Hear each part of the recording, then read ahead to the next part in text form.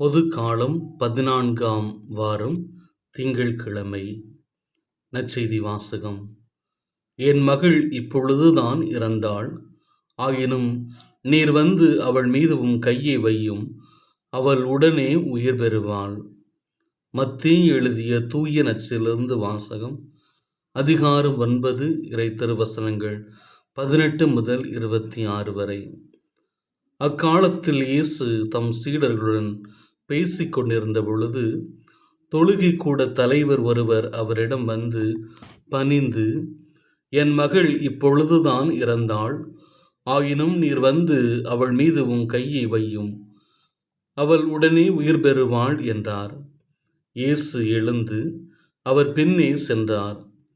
இயேசுவின் சீடர்களும் அவரை பின்தொடர்ந்தனர். அப்பொழுது 12 ஆண்டுகளாய் இரத்தப்போக்கினால் வருந்திய ஒரு பெண் அவருக்கு பின்னால் வந்து அவரது மேலுடையின் ஓரத்தை தொட்டார்.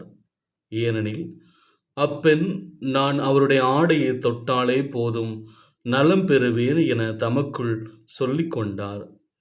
இயேசு அவரை திரும்பி பார்த்து, மகளே, துணிவோடு இரு, உனது நம்பிக்கை உன்னை குணமாக்கிற்று என்றார். அந்நேரத்திலிருந்து அப்பெண் நலம் அடைந்தார். இயேசு தலைவருடைய வீட்டிற்கு சென்றார். அங்கே குழல் ஊதுவோரையும் கூட்டத்தினரின் அமளியும் கண்டார். அவர், விலகி போங்கள், சிறுமி இறக்கவில்லை, உறங்குகிறாள் என்றார்.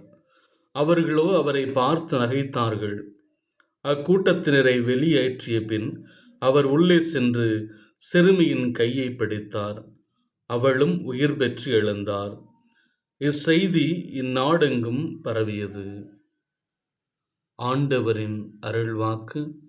கிறிஸ்துவே உமக்கு புகழ்.